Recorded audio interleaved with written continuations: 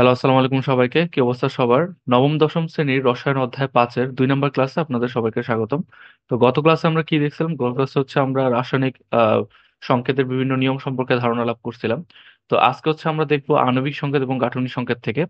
তো একটা মৌল বা যৌগের অণুতে যে যে ধরনের মৌলের পরমাণু থাকে তাদের প্রতীক এবং যেই মৌলের পরমাণু যতটা করে থাকে সেই সকল সংখ্যা দিয়ে প্রকাশিত সংকেতকে মূলত আণবিক সংকেত অথবা রাসায়নিক সংকেত বলা হয়। যে আমরা গতদিন যে দেখছিলাম যে বিভিন্ন অণু বা পরমাণুকে আমরা যেভাবে প্রকাশ করি বা বিভিন্ন যৌগকে যেভাবে প্রকাশ করি, সেই যৌগের মধ্যে কয়টা মৌল, কোনো মৌল কয়টা পরিমাণে আছে, সেগুলো হচ্ছে আপনার কি রাসায়নিক সংকেত অথবা আণবিক সংকেত।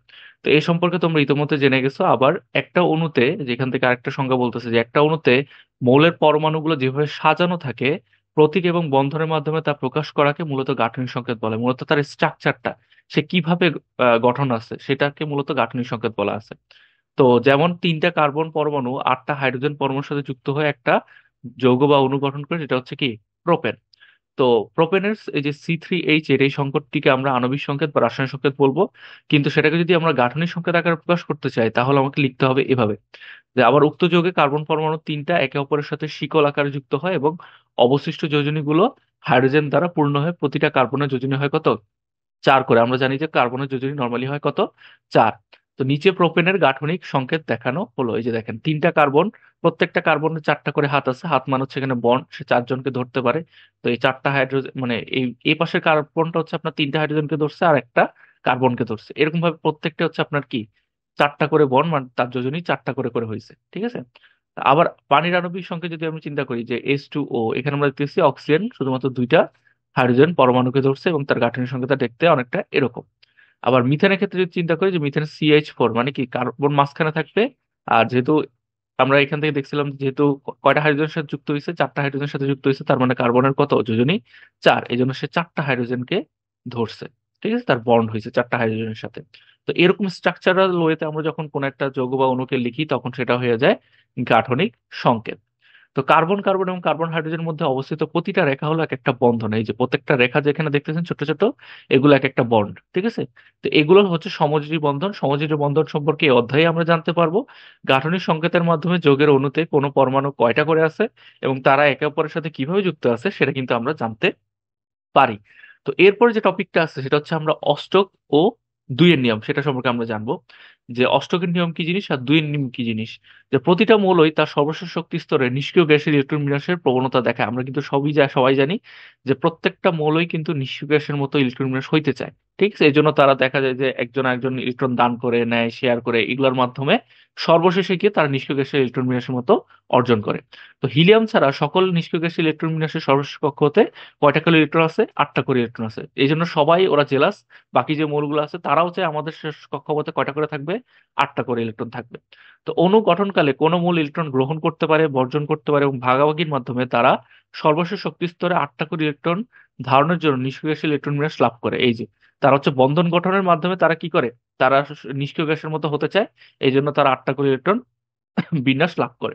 তো একেই মূলত অষ্টকের নিয়ম বলা হচ্ছে। যে অষ্টক মানে 8, তার মানে শেষ কক্ষপথে যে মৌলগুলো ইলেকট্রন শেয়ার, গ্রহণ বা বর্জন বা ভাগাভাগির মাধ্যমে সর্বশেষ কক্ষপথে যদি 8টা ইলেকট্রন নিয়ে আসতে পারে তাহলে সেটাকে আমরা অষ্টকের নিয়ম বলবো।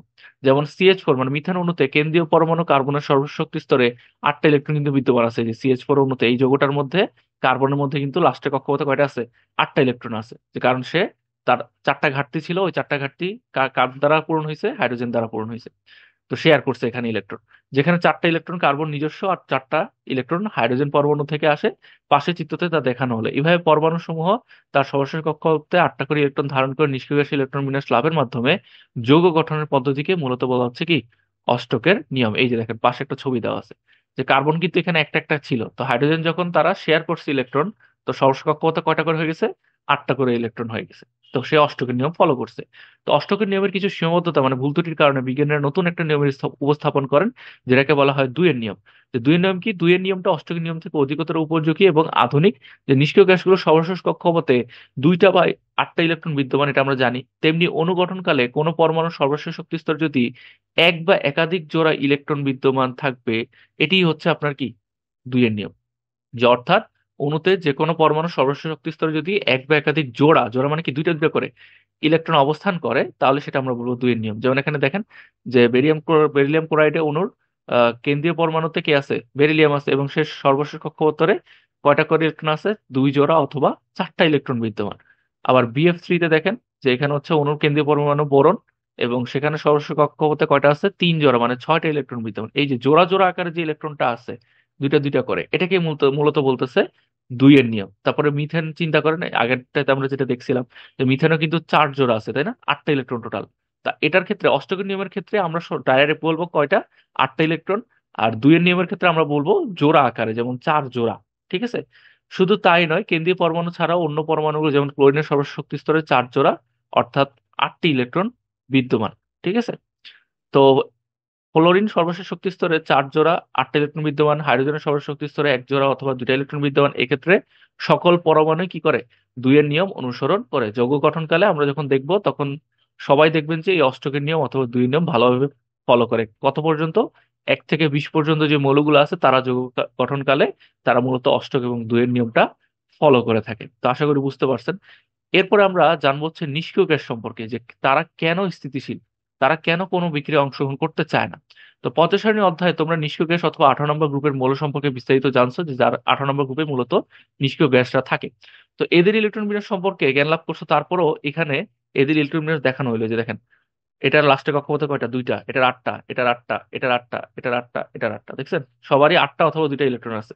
তো নিষ্ক্রিয় গ্যাস সমূহের ইলেকট্রন বিন্যাসে দেখা যায় যে হিলিয়ামের সর্বশেষ কক্ষপথে শুধুমাত্র 2টা ইলেকট্রন আছে, আর বাকিদের বেলায় সবারই কিন্তু দেখেন 8টা করে ইলেকট্রন আছে, তাই না। এই যে অন্যান্য নিষ্ক্রিয় গ্যাসের বেলায় সবার শক্তি স্তর কয়টা আছে, 8টা ইলেকট্রন আছে। তো এটাকে আমরা কিভাবে লিখতে পারি, NH2 NP6, 6 আর 2 8টা। তো কোন মৌলের সর্বশেষ শক্তি স্তরে 8টা করে ইলেকট্রন থাকলে তারা সর্বাধিক স্থিতিশীলতা অর্জন করে, মানে কি তারা নড়াচড়া করে না, তার কোনো বিক্রিয়া অংশগ্রহণ করতে চায় না। তো সর্বশেষ শক্তি স্তরে 2টা থাকলে তাকে দ্বিত্ব বলে, 2টা ইলেকট্রন থাকলে।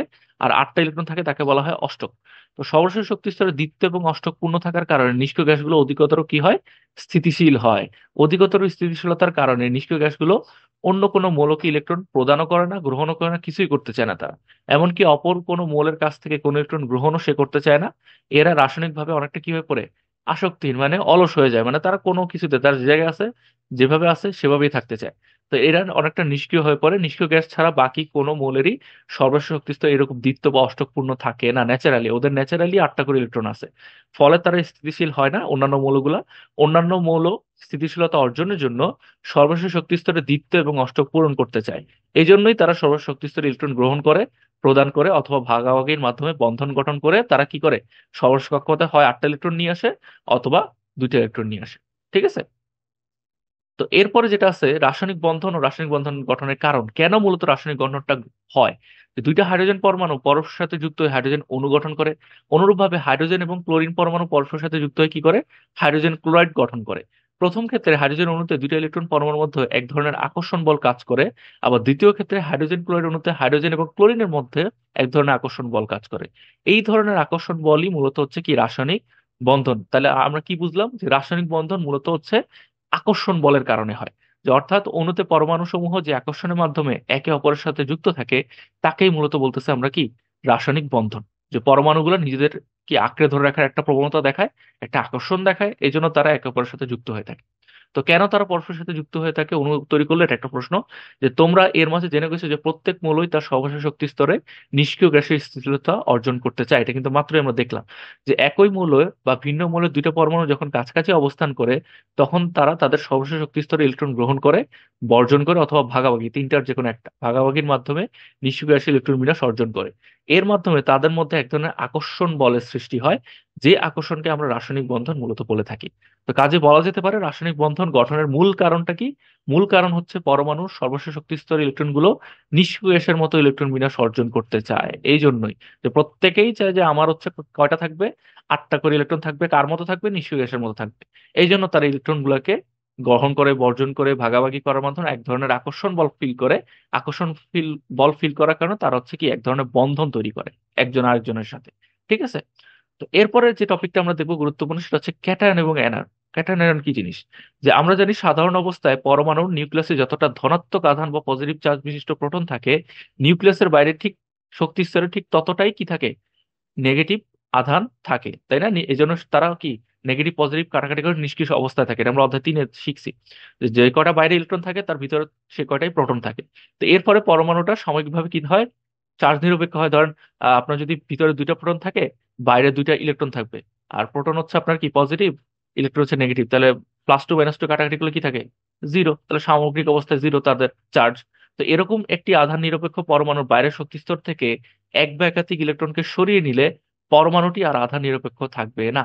তাকে যদি আমি ধরেন, যখনই তাদের ডিসব্যালেন্স হবে, ধরেন দুইটা দুইটা আছে, ততক্ষণ পর্যন্ত কিছু হবে না, কিন্তু দুইটা থেকে তখন একটা ইলেকট্রনকে ধরেন আমি সরাই দিলাম, এখন আছে 2 আর 1, তখন কিন্তু একটা ঝামেলা সৃষ্টি হবে, তখন তারা ধনাত্মক আয়ন অথবা ঋণাত্মক আয়নে পরিণত হবে। তো এরকম যে সামগ্রিকভাবে ধনাত্মক আধান বিশিষ্ট আয়নে পরিণত হবে যদি আমরা কি করি, যে ইলেকট্রনটাকে ছেড়ে দেয়, তাহলে হচ্ছে, বা ইলেকট্রনটাকে যদি সরায় নেই, সেটা হচ্ছে ধনাত্মক আধান বিশিষ্ট আয়নে পরিণত হয়। আর এই ধনাত্মক আধান বিশিষ্ট আয়নটাকে মূলত বলতেছে কি, ক্যাটায়ন। এই যে ধনাত্মক আধান বা চার্জ বিশিষ্ট এরকম আয়নকেই ক্যাটায়ন বলে। মূলত ক্যাটায়ন হচ্ছে কি, যেসব মৌলগুলো ইলেকট্রন ত্যাগ করে, মূলত তারা ক্যাটায়ন হয়। ঠিক আছে, ইলেকট্রন ছেড়ে দিতে পারে যারা। তো সাধারণত পর্যায় সারণী বামের মৌল বা ধাতুগুলোই মূলত সর্বশক্তি স্তর এক বা ইলেকট্রন কি করতে পারে, ত্যাগ করতে পারে, এবং নিষ্ক্রিয় গ্যাসীয় ইলেকট্রন বিন্যাস লাভের মাধ্যমে তারা কি সৃষ্টি করে, ক্যাটায়ন সৃষ্টি করে। যেমন দেখুন সোডিয়াম, সোডিয়াম কিন্তু তার সর্বশেষ কক্ষপথে কি করে, একটা ইলেকট্রন ছেড়ে দেয়। সে কিন্তু একটা ইলেকট্রন ত্যাগ করার কারণে সে কিসে পরিণত হয় বলেন তো, ধনাত্মক আয়ন মানে Na+ হয়ে যায়, ক্যাটায়নে পরিণত হয়ে যায়। ঠিক আছে, এরকম। আর গ্রহণ করলে যদি প্লাস হয়, মানে সে যদি কোনো একটা ইলেকট্রন নেয়, তখন সেটা মাইনাস হয়ে যায়, ঋণাত্মক আয়ন। যেমন লিথিয়াম পরমাণু তার সৌর শক্তি স্তরে একটা ইলেকট্রন ছেড়ে দিয়ে নিষ্ক্রিয় গ্যাস হিলিয়ামের ইলেকট্রন বিন্যাস মাধ্যমে লিথিয়াম ক্যাটায়ন তৈরি করে, যে লিথিয়াম+। দেখছেন, যেখানে ছবিতে দেওয়া আছে যে লিথিয়াম হচ্ছে একটা ইলেকট্রন, তার দেখেন লাস্টে কক্ষপথে একটা ছিল, ও একটা ইলেকট্রন ছেড়ে দিছে, তার মানে এখন হয়ে গেছে লিথিয়াম+, আর একটা ইলেকট্রন তার এক্সট্রা ছেড়ে দেওয়াটা। ঠিক আছে। তো অনুরূপভাবে সোডিয়াম পরমাণু তার সৌর শক্তি স্তরে একটা ইলেকট্রন ত্যাগ করে নিষ্ক্রিয় গ্যাস নিয়নের ইলেকট্রন বিন্যাস লাভের মাধ্যমে সোডিয়াম ক্যাটায়ন তৈরি করে। বলতে পারবে কি যে ধাতুসমূহ কেন তাদের সর্বশক্তি ইলেকট্রন ছেড়ে দিয়ে ক্যাটায়ন তৈরি করে, কারণ তাদের সর্বশেষ কক্ষপথে এক্সট্রা ইলেকট্রন আছে, 8টার বা 2টার বেশি ইলেকট্রন থাকার কারণে তারা ছেড়ে দেওয়ার প্রবণতা দেখায়। তা আমরা জানি পর্যায় সারণীর যে কোনো একটা পর্যায়ে বাম থেকে ডানে গেলে মৌলের সময় ধাতব ধর্ম কি ধীরে ধীরে হ্রাস পায়, এটা কিন্তু আমরা অধ্যায় 4-এ শিখে আসছি, এবং অধাতব ধর্ম বাড়তে থাকে। অর্থাৎ যে কোনো পর্যায়ের বামের মৌলগুলো হলো ধাতু, আর ডানের মৌলগুলো হলো কি অধাতু। এটা মনে রাখবেন যে বামের দিকের মৌলগুলো নর্মালি ধাতু হয়, ডানের দিকের মৌলগুলো অধাতু হয়। আবার একই পর্যায়ে বাম দিক থেকে ডান দিকে গেলে মৌলসমূহ আকারও ধীরে ধীরে কি হতে থাকে, ছোট হতে থাকে। এই কারণে একই পর্যায়ে অবস্থিত অন্য মৌলগুলো হচ্ছে ধাতুগুলোর আকার অনেকটা কি হয়ে থাকে, সাইজে বড় থাকে। আবার ধাতুগুলোর সর্বশেষ শক্তি স্তরে সাধারণত একটা ইলেকট্রন, দুইটা ইলেকট্রন অথবা তিনটা ইলেকট্রন থাকে।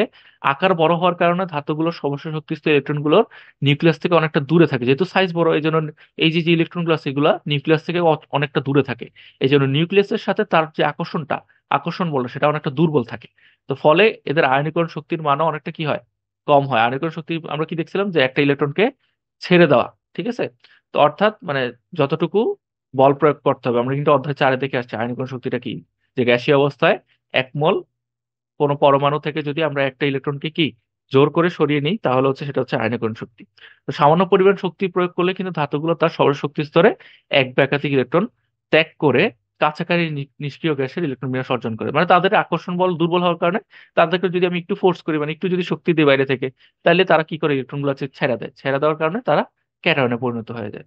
তো মূলত ধাতুগুলোই মূলত ক্যাটায়নে পরিণত হয়। আর যদি অন্যদিকে আমি অধাতুর ক্ষেত্রে চিন্তা করি, যে অন্যদিকে অধাতুগুলো ক্যাটায়ন তৈরি করে না, এর কারণও তোমরা এখন নিশ্চয়ই অনুমান করতে পারতেছো, যে অধাতুগুলো পর্যায় সারণীর ডানে অবস্থান করে, এবং এদের সর্বশক্তি স্তরে 5টা, 6টা বা 7টা করে ইলেকট্রন থাকে। তো এদের আরো শর্ট থাকে ইলেকট্রন। তো এদের আকার একই পর্যায়ে ধাতুর সমুচ্চ অনেক ছোট হয়।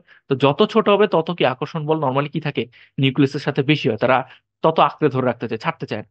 তো ছোট আকারের কারণে সর্বশেষ শক্তি স্তর নিউক্লিয়াসের কাছাকাছি থাকে, এবং এদের সর্বশেষ শক্তি স্তর ইলেকট্রনের প্রতি নিউক্লিয়াসের আকর্ষণ অনেকটা কি হয়, বেশি থাকে। যত কাছাকাছি থাকবে তত আকর্ষণ বেশি। তো এবং এদের আয়নীকরণ শক্তির মানও তখন প্রচন্ড পরিমাণে বেশি হয়।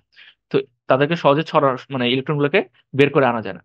তো এরূপ কোনো মৌলের সর্বশক্তি স্তরে এক বা একাধিক ইলেকট্রনকে সরিয়ে নিতে অনেক বেশি শক্তির প্রয়োজন হয়, যা সাধারণ অবস্থায় কোনো রাসায়নিক বিক্রিয়া থেকে সহজে পাওয়া যায় না। এই কারণে অধাতুগুলো সাধারণত ধনাত্মক আয়ন বা ক্যাটায়ন তৈরি করে না, তারা ঋণাত্মক ক্যাটায়ন, মানে ঋণাত্মক আয়ন তৈরি করে, যেটাকে আমরা অ্যানায়ন বলি।